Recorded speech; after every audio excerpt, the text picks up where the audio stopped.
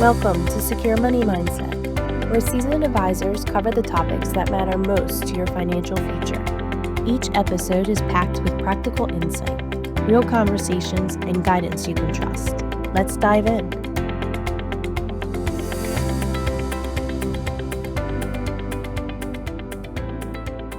Hello, welcome to the Secure Money Mindset podcast. My name is Josh Rothbard, and today we have Rich Feldman, owner of Stein, Feldman, Sansom accounting firm.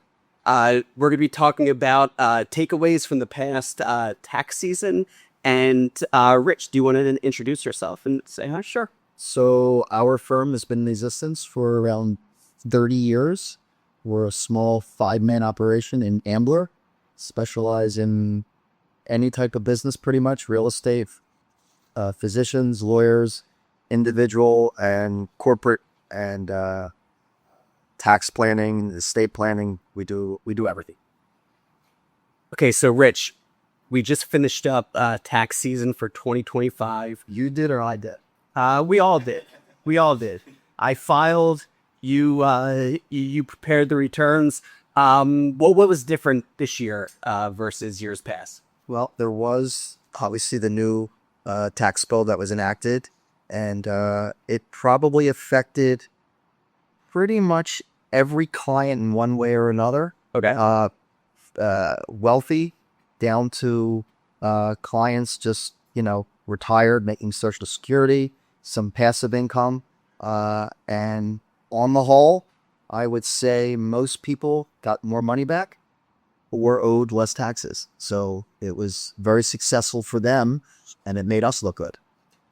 So what were some of the changes, I guess, this year for years past? So for businesses, the largest was you were able to write off 100% of capital improvements. So in real estate, which we do a lot of, if you improved the building and it was less than just outside improvements but tenant improvements, you were able to write off 100% of it as well, instead of depreciating over 39 years. So a lot of clients really spent a lot of money on fixing up their buildings and had a big tax savings. So did they know that going into this tax season? Is that something you're able to advise them? Yes, they knew about it. They were, it's been pushed by in Washington, and it was a very, very big generator of why the economy has picked up because of all the expensing.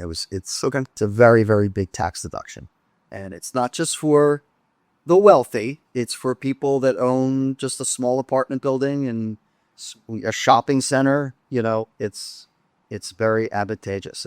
It was the largest tax deduction this year, business-wise. What about, you mentioned earlier, people had some tax savings who maybe had like a smaller return just filing, Social Security, maybe from passive income. Yes. So most people have heard of the SALT deduction, which was the limitation of real estate taxes and state income taxes. And it's usually, more prominent in the states that have large real estate taxes like New York and New Jersey, California. Well, it was a very, very big tax deduction, saved a lot of people a lot of money this year. And the biggest difference was it was capped at $10,000 and it went up to $40,000, which was a massive savings for a lot of people. As long as your income, it phased out between $500,000 to $600,000. So if you made more than $600,000, you still only got the $10,000 deduction. But the most people, the normal people, sure, they were really benefiting from it, which was nice. And so with that in mind, planning opportunities coming up for the next tax season. Well, nothing is going to change dramatically. The no overtime on tips, no overtime and no tax on tips. The elderly got a credit. It's all going to continue until 2030. So the best thing to do is just make sure that if you over withheld on your paycheck, talk to human resources, get the money in your pocket now, then get a larger refund at the end of the year. Why give them the government the money? So talk to your accountant. Okay. So for tax advice for the year ahead, I know we just talked about maybe some opportunities, but do you have any specific advice, for things people could do now to kind of prepare for when they file? Well, 2026. Yeah, the biggest thing, especially if you're in the stock market and you guys are managing a lot of money, is we always tell the client that if you got capital gains that you've already realized, now's the time to start trying to even it out. Get rid of the capital gains. If you got losses in your portfolio, you could always buy the stock back in 30 days, right? And avoid the short sale or the wash sale. So that's one thing you can always be planning. And we're always talking to our clients throughout the whole year. I get copies of all their statements. I see what their realized gains are or losses. So if they have losses, you want to capture some gains, do it in the same year. Okay. You don't lose the losses, but for the state of Pennsylvania where I practice, you don't get to carry losses forward. So you might as well take advantage of it. Okay.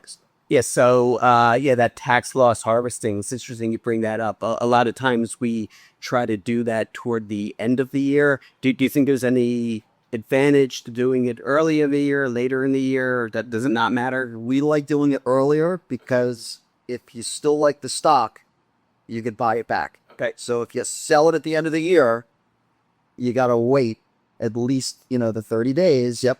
But there's a lot of action with all the mutual funds and insurance funds. So we always say, if you have a loss, book it, take it. Okay. And then buy it back. Okay. So you have time at the remaining part of the year. Okay. Yeah. That's good advice. Yeah. Makes sense. Yeah. What else? Any other tips? Anything else that, for the people watching this podcast, anything that they should be doing or looking for in regards to their taxes? Well, one of the things that we noticed this year or last year was anybody that's on hourly, if they are getting paid overtime, make sure that their employer knows the rules and all the overtime is tax-free up to a certain level. So it's a big item. Last year on their W-2s, they weren't able to put it on there. Okay. So they got letters from their employer, and this year, hopefully it's been rectified. Okay. It was a big tax savings for people that work more than 40 hours on an hourly basis. That, and talk to your accountant. They're not just there to prepare taxes at the end of the year. We're there all year round. In the summer, we're projecting where they're going to be. If they think they're going to be overpaid, we reduce their withholdings. If they're having a great year and they make estimates, we make sure they put money aside so you're not killed at the end of the year. It's about cash flow. Yep. So, okay. It's very smart to talk to your accountant during the year.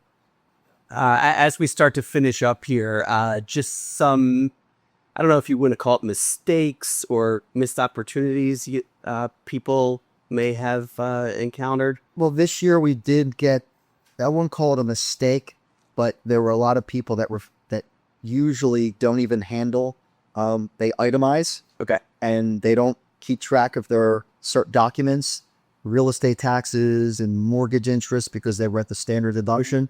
With the change to the SALT deduction, they had to scurry around to find those documents. So it's important that at the end of the year, right, something says tax documents, just put it in a folder. Don't just throw it out like some of our clients do, because then we're chasing it out. That's all. All right, Rich, this has been very helpful, very informative. We appreciate your time, and we appreciate all of you taking some time to watch the Secure Money Mindset podcast. If you want to check us out on our other social media channels, that'll be great. And you could watch this on YouTube and Spotify. And if you think that anybody you know might benefit from this conversation, we would encourage you to forward this podcast on to them. Thank you very much, and we'll see you on the next podcast.